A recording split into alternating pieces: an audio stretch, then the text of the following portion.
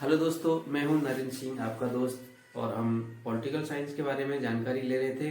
कुछ वीडियो में हमने चर्चा की थी अनुच्छेदों के बारे में, तो हम उसी कड़ी में आगे चलते हुए और उस श्रृंखला को आगे बढ़ा रहे हैं। आज हम उसी दूसरे भाग को लेकर के आएंगे। संविधान के अनुच्छेद के दूसरे भाग में क्या क्या चीजें हैं। पहले भाग में हमने संघ और राज्य क्षेत्र के बारे में जान लिया था। अब हम दूसरे भाग में नागरिकता के बारे में जान रहे थे, जिसमें कि हमने 8वें अनुच्छेद तक जान लिया था। यहाँ पर हम 9वें अनुच्छेद को लेके आए हैं और आप समझेंगे इस 9वें अनुच्छेद में क्या है। देखिए साथियों, ये बहुत ही महत्वपूर्ण चीजें हैं और ये ना ही आपको रील की तरह इंटरेस्टिंग ज्यादा ना लगे, तो इसमें ज्यादा थोड़ा सा आपको ध्यान देना होगा, उसे अंत तक देखना होगा, जिससे कि आपको जानकारी मिल सके और ज्यादा से ज्यादा आप इन्हें ग्रहण कर सकें।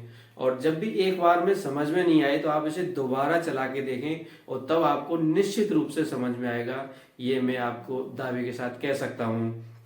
तो आगे चलते हैं हम। अनुच्छेद 9, विदेशी राज्य की स्वेच्छा से नागरिकता अर्जित करने पर जो लोग विदेश अपने देश के रहने वाले हैं लेकिन विदेशी राज्य की नागरिकता ग्रहण कर ली किसी ने, तो उसकी नागरिकता समाप्त हो जाएगी।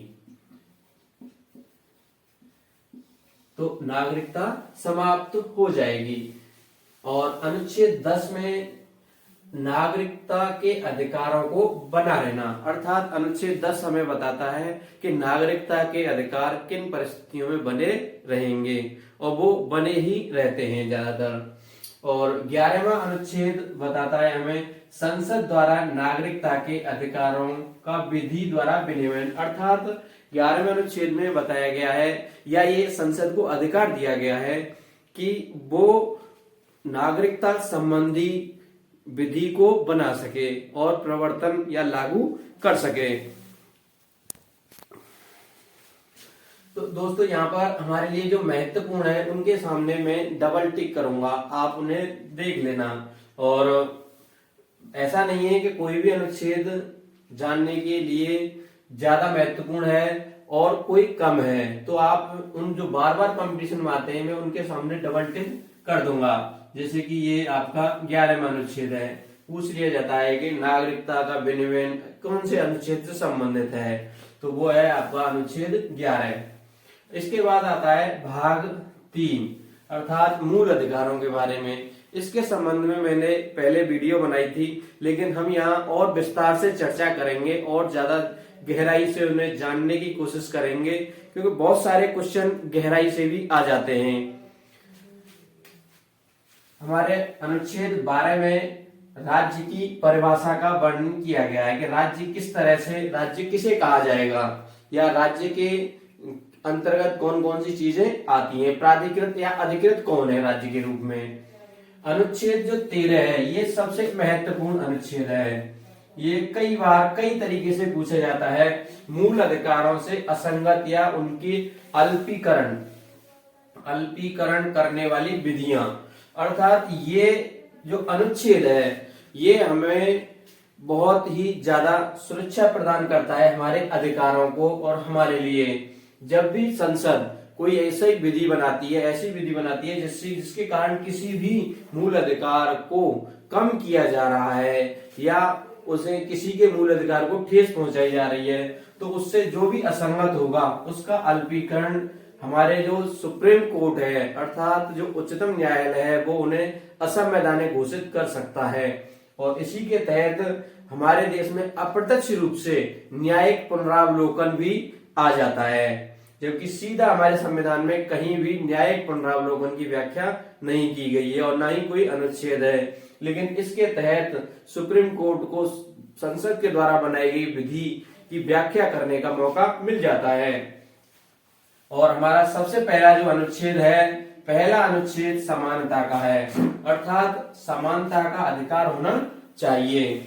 और इसमें अनुच्छेद 14 में विधि के समक्ष समानता, अर्थात विधि के आगे सभी व्यक्तियों को समान माना जाएगा, चाहे वो ऊंचा नीचा कैसा भी हो, किसी भी वर्ग से हो, सभी को समान माना जाएगा और विधि का सभी को समान संरक्षण प्रदान किया जाएगा, अर्थात समान रूप से लागू होगी। अनुच्छेद 15 धर्म, मूल वंश, जाति, लिंग या जन्म स्थान के आधार पर भेदभाव से निषेध को बंद करता है, क्योंकि भारत आजाद होने से पहले बहुत तरह के भेदभाव विद्यमान थे, चाहे जाति के आधार पर हो या लिंग के आधार पर हो, जन्म स्थान या धर्म के आधार पर। सभी भेदभावों को समाप्त करने का काम हमें अनुच्छेद 15 देता है। आगे है अनुच्छेद 16, लोक नियोजन के विषय में अवसर की समता, अर्थात जो सरकारी नौकरियां हैं उनमें सभी को समान रूप से अवसर मिलेगा, ये हमारा अनुच्छेद 16 तय करता है। लेकिन आप इस पर यदि गहराई से देखें, लोक नियोजन में समान अवसर, लेकिन आरक्षण की व्यवस्था भी इसके कुछ उपबंधों में दी गई है। 17वां जो अनुच्छेद है, अस्पृश्यता का अंत, अर्थात जो छुआछूत प्रथा थी हमारे 1947 से पहले देश में, उसको समाप्त करने का काम अनुच्छेद 17 में प्रदान किया गया है। और इसके तहत संसद विधि बना करके अस्पृश्यता को असंवैधानिक या गैर कानूनी घोषित करती है, और इसी के तहत उनके नियम बनाए जाते हैं अनुच्छेद 17 के तहत। अनुच्छेद 18 उपाधियों का अंत करता है, अर्थात राज्य जो है कोई भी उपाधि प्रदान नहीं करेगा, सिर्फ सेना और विद्या दो तरह की उपाधियों को प्रदान किया जाएगा। सेना की जैसे लेफ्टिनेंट कर्नल, मेजर, या विद्या से संबंधित जैसे डॉक्टर, पीएचडी से संबंधित डॉक्टर वगैरह लग जाते हैं, इस तरह की ये उपाधियां प्रदान की जा सकती हैं। और सारी उपाधियां जो 1947 से पहले प्रदान की जाती थी, बहुत तरह की, राजा महाराजा या जागीरदार या किसी भी तरह की, सारी उपाधियों का अंत किया गया अनुच्छेद 18 के द्वारा। इसके बाद हमारा आता है स्वतंत्रता का अधिकार, अर्थात दूसरा अधिकार। पहला अधिकार ये हो गया हमारा समानता का, दूसरा है स्वतंत्रता का। हमारे संविधान में 6 अधिकार प्रदान किए गए हैं इस समय, तो उनमें से दूसरा है स्वतंत्रता का, जो कि काफी विस्तृत है और 19वें अनुच्छेद से लेकर के ये 22वें अनुच्छेद तक विद्यमान है। 19वां अनुच्छेद बहुत ही विस्तृत है और इसमें वाक की स्वतंत्रता प्रदान की गई है, संरक्षण प्रदान किया गया है। इसे हम रटने के बजाय थोड़ा घुमा के या इस तरह से याद करने की कोशिश करेंगे, जिससे कि ये समझ में आ जाए, क्योंकि 19 में ही कई तरह की स्वतंत्रताएं हमें प्रदान की गई हैं 19 अनुच्छेद में। तो हम इस तरह से इसे थोड़ा सा इमेजिनेशन करेंगे और तब इसे समझने की कोशिश करेंगे कि जैसे कोई भी व्यक्ति होता है या कोई भी समुदाय होता है, तो सबसे पहले उन्हें किसकी स्वतंत्रता होनी चाहिए? वाक, अर्थात अभिव्यक्ति, अभिव्यक्त करने की, बोलने की स्वतंत्रता होनी चाहिए, और वो 19 क में मौजूद है। हमें 19 क हमें अभिव्यक्ति की स्वतंत्रता प्रदान करता है। अब किसी व्यक्ति को बोलने की आवश्यकता या उसकी जो आवश्यकता है वो पूरी हो गई, फिर उसके बाद उसे क्या चाहिए कि 4 बैठ गए, 4 आदमी या कोई भी मिले और मिल करके बैठ करके क्या करेंगे? वो संघ बनाएंगे या संगठन बनाने की, या ये कहें शांतिपूर्वक सम्मेलन। 4 आदमी बैठ करके बातें कर रहे हैं और उन्हें तो शांतिपूर्वक सम्मेलन करने का अधिकार है प्रत्येक व्यक्ति को। और लेकिन ये सम्मेलन कैसा होना चाहिए? निरायुध, अर्थात शस्त्र अस्त्र जो भी हथियार है, हथियार नहीं होने चाहिए। बिना हथियार के सम्मेलन करने का अधिकार अनुच्छेद ख में प्रदान किया गया है। अब मान लीजिए आदमियों में अच्छी सहमति बन गई उनमें, तो वो क्या बना लेंगे? संघ बनाएंगे। फिर वो संघ बनाएंगे और साथ में ही एक अधिकार और जोड़ दिया गया है इसी 19 ग में, सहकारी समिति बनाने का अधिकार। ये अधिकार बाद में जोड़ा गया है 97वें संविधान संशोधन के द्वारा, इसे जोड़ा गया है। 97वें संविधान संशोधन 2011 में सहकारी समिति बनाने का भी अधिकार सौंपा गया है।